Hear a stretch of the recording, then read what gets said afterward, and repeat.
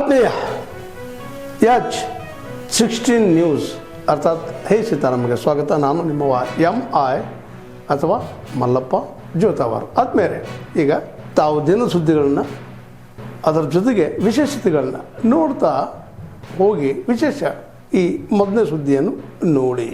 ನನಗೆ ಸ್ವಲ್ಪ ಸೌಂಡ್ ಆಗಿದ ತಕ್ಷಣ ನಾನು ಇದನ್ನು ಬಿಡ್ತೀನಿ, ಡೋರ್ನ ಸುಮ್ಮನಾಗಿದೆ. ಬಟ್ ಅದು ಲಿಟ್ರಲಿ 4 ಗಂಟೆ ತನಕ ಫುಲ್ ಕಂಟಿನ್ಯೂಸ್ ಸೌಂಡ್ ಆಗ್ತಾನೆ ಇತ್ತು.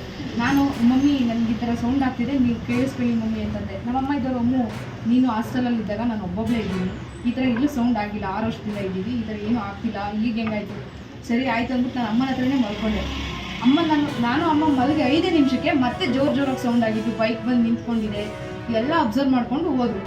ಅದಾದಮೇಲೆ ನಮ್ಮ ಅಮ್ಮನ ಕೊಲೀಗ್ಸೇ ಒಬ್ಬರು ಹಿಂದೆ ಬ್ಯಾಕ್ ಸೈಡಲ್ಲಿ ಕ್ವಾರ್ಟರ್ಸಲ್ಲಿದ್ದಾರೆ. ನಾವು ಅವ್ರಿಗೆ ಫೋನ್ ಮಾಡಿಕೊಂಡು ನಾವು ಅವ್ರನ್ನ ಕರೆಸ್ಕೊಂಡು ಅಣ್ಣ ಇಲ್ಲಿ ಯಾರಾದ್ರು ಇದ್ದಾರಾ ಅಂತ ಚೆಕ್ ಮಾಡಿ ಅಂತಂದಾಗ ಯಾರೂ ಇಲ್ಲ ಮ್ಯಾಮ್, ನೀವು ಆರಾಮಾಗಿ ಮಲ್ಕೊಳ್ಳಿ ಅಂದಾಗ ನಾವು ಲೈಟೆಲ್ಲ ಆನ್ ಮಾಡ್ಕೊಂಡ್ವಿ. ಲೈಟೆಲ್ಲ ಆನ್ ಮಾಡ್ಕೊಂಡಾದ್ಮೇಲೆ ಆ ಥರ ಏನೂ ಸೌಂಡ್ ಆಗಲಿಲ್ಲ. ಮತ್ತು ಅದೇ ಭಾನುವಾರನೇ ಸಂಜೆ 6 ಗಂಟೆಗೆ ನಮ್ಮದು ಬ್ಯಾಕ್ ಸೈಡಲ್ಲಿ ಕಾಂಪೌಂಡ್ ಇದೆ. ಆ ಕಾಂಪೌಂಡ್ ಹತ್ರ ಎದ್ದು ಅಬ್ಸರ್ವ್ ಮಾಡೋದು, ಎದ್ದೆದ್ದು ನಮ್ಮನ್ನೆಲ್ಲ ಅಬ್ಸರ್ವ್ ಮಾಡ್ಕೊಂಡು ಹೋಗಿರೋದು. 6 ಸತಿ ಆ ರೋಡಲ್ಲಿ ಕಂಟಿನ್ಯೂಸ್ ಓಡಾಡಿದ್ದಾರೆ, CC ಕ್ಯಾಮ್ರಾದಲ್ಲಿ ರೆಕಾರ್ಡ್ ಆಗಿದ್ದಾರೆ.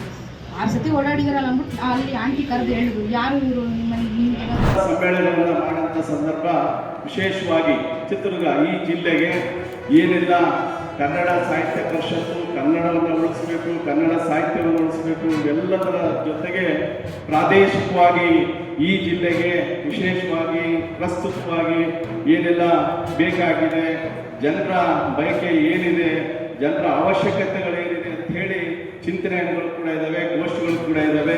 ಅವರಿಗೆ ಈಗಿನ ಸಂದರ್ಭದಲ್ಲಿ ಈ ಚಿತ್ರದುರ್ಗ ಜಿಲ್ಲೆ ಐತಿಹಾಸಿಕವಾದ ಜಿಲ್ಲೆ, ಬಹಳಷ್ಟು ಸಾಹಿತ್ಯಿಕ ಆಗಿ ಇರ್ಬೋದು, ಧಾರ್ಮಿಕವಾಗಿರ್ಬೋದು.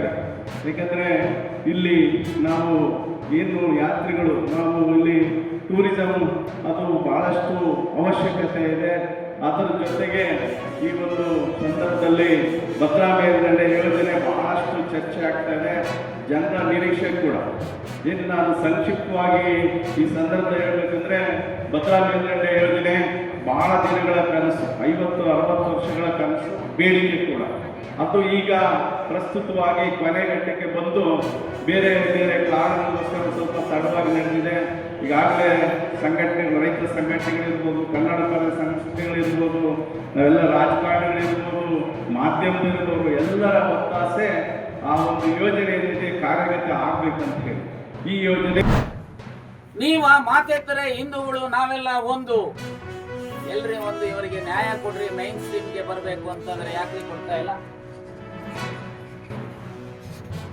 ಅರೆ 3 years ಆದ್ರೂ ಸಹ ಏನ್ ಚೆಲ್ಲಾಟ ಆಡ್ತಾ ಇದ್ರೆ ಮಿಸ್ಟರ್ ಮೋದಿ. ಇಲ್ಲಿ ರಾಜ್ಯ ಸರ್ಕಾರವು ಸಹ ಕಳಿಸಿದ್ದಾಯ್ತು. ಅರೆ ಏನಾಗಿದೆ ಅನ್ನೋದ್ರ ಫಾಲೋ ಅಪ್ ವರ್ಕ್ ಸಹ ರಾಜ್ಯ ಸರ್ಕಾರ ಮಾಡಲಿಲ್ಲ ಅಂದ್ರೆ ನಾನೇನ್ ಹೇಳೋದು? ನಾವುಗಳು ಒತ್ತಡ ತಂದ ಮೇಲೆ ಸನ್ಮಾನ್ಯ ಸಿದ್ದರಾಮಯ್ಯನವರು ಬೆಳಗಾಮಲ್ಲಿ ಮತ್ತೊಂದು ರೆಸಲ್ಯೂಷನ್ ಮಾಡಿದ್ದಾರೆ, 9th ಶೆಡ್ಯೂಲ್ಗೆ ಸೇರಿಸಬೇಕು ಅಂತೇಳಿ. ಮೊನ್ನೆ ದಾವಣಗೆರೆಯಲ್ಲಿ ನಾವು ಆಲ್ ಪಾರ್ಟಿ ಡೆಲಿಗೇಷನ್, ನಾನು ಒತ್ತಡ ಮಾಡಿ ಮಾಡಿ ಮಾಡಿ ಸಾಕಾಗೋಗಿದ್ದಾರೆ. ಆಲ್ ಪಾರ್ಟಿ ಡೆಲಿಗೇಷನ್ ತಗೊಂಡೋಗಿ ಪ್ರೈಮ್ ಮಿನಿಸ್ಟರ್ಗೆ, ನ್ಯಾಷನಲ್ ಲೆವೆಲ್ ಪೊಲಿಟಿಕಲ್ ಪಾರ್ಟಿ ಪ್ರೆಸಿಡೆಂಟ್ಸ್ಗೆ, ವಿರೋಧ ಪಕ್ಷದ ನಾಯಕರಿಗೆ ಅಪ್ರೈಸ್ ಮಾಡಬೇಕು. ನಮ್ಮ ಮಕ್ಕಳ ಭವಿಷ್ಯದ ಮೇಲೆ ಯಾಕ್ರಿ ಚಪ್ಪಡಿ ಕಲ್ಲನ್ನು ಎಳಿತಾ ಇದ್ರಿ? ಕೇಂದ್ರ ಮತ್ತು ರಾಜ್ಯ ಸರ್ಕಾರದವರು ಸೇರಿ ದಯಮಾಡಿ ಮಾಡ್ರಿ ಅಂತ ಹೇಳಿ ಒತ್ತಡ ತಂದಿರೋದಕ್ಕೆ ಮೊನ್ನೆ ಅವರು ಹೇಳಿಕೆ ಕೊಟ್ಟಿದ್ದಾರೆ. ಎಸ್, ಆಲ್ ಪಾರ್ಟಿ ಡೆಲಿಗೇಷನ್ ಅದನ್ನ ವೆಲ್ಕಮ್ ಮಾಡಿ. ಇವತ್ತು ಅವರಿಗೆ ಹೇಳಬೇಕು, ಇವತ್ತೇನು MR ನಾಯ್ಕ್ ಅವರ ಬ್ಯಾಕ್ವರ್ಡ್ ಕ್ಲಾಸ್ ಕಮಿಷನ್ ವರದಿ, ಸೆನ್ಸಸ್ ತಾನೇ ಮಾಡಿಸಿದ್ದೀರಿ. ನೀವು ಹೇಳಿದ್ರಿ 180 days ಅಲ್ಲಿ ಸೆನ್ಸಸ್ ರಿಪೋರ್ಟ್ ಅನ್ನ ಪಡೆದು ಅದರ ಮೇಲೆ ಸಾಮಾಜಿಕ ನ್ಯಾಯ ಕೊಡ್ತೀವಿ ಅಂತ ಹೇಳಿ ರಾಜ್ಯ ಸರ್ಕಾರಕ್ಕೆ ಕೇಳಲಿಕ್ಕೆ ಬಯಸ್ತೇನೆ. ಕೂಡಲೇ MR Naik backward class commission ವರದಿಯನ್ನ ಪಬ್ಲಿಷ್ ಮಾಡಬೇಕು. ಆ ವರದಿನಲ್ಲಿ ನಿಮಗೆ ಎಂಪರಿಕಲ್ ಡಾಟಾ, ಯಾವ್ಯಾವ ಸಮಾಜ ಅಡಿಕ್ವೇಟ್ ರೆಪ್ರೆಸೆಂಟೇಷನ್ ಎಜುಕೇಶನಲ್ಲಿ ಅಪಾಯಿಂಟ್ ಮೇಲೆ ಒತ್ತಡ ತರಬೇಕು ಅಂತ ಹೇಳಿ ಅತ್ಯಂತ ಆಗ್ರಹಪೂರ್ವಕವಾಗಿ ರಾಜ್ಯ ಸರ್ಕಾರವನ್ನು ಒತ್ತಾಯಿಸ್ತೇನೆ.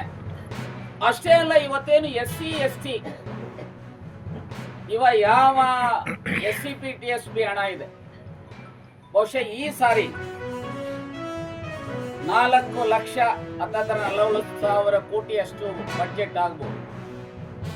4 ಲಕ್ಷ. ತಾವೆಲ್ಲ ಇಲ್ಲಿವರೆಗೆ ಸುದ್ದಿಗಳನ್ನು ನೋಡಿದಿರಿ, ಜೊತೆಗೆ ವಿಶೇಷ ಘಟನೆಗಳನ್ನು ಸಹ ನೋಡಿದಿರಿ. ಅದು ನಿಮ್ಗೇನು ಅನ್ನಿಸ್ತು? ನಿಮಗೆ ಲೈಕ್ ಮಾಡಿರಿ, ಶೇರ್ ಮಾಡಿರಿ, ಕಾಮೆಂಟ್ ಮಾಡಿರಿ, ಜೊತೆಗೆ ಸಬ್ಸ್ಕ್ರೈಬ್ ನಿಲ್ಲಿಸ್ಬೇಡ್ರಿ. H16 ನ್ಯೂಸ್ ಅರ್ಥಾತ್ ಸೀತಾರಾಮ ಸತ್ಯದ ಕೈಗನ್ನಡಿ ವಂದನೆಗಳು.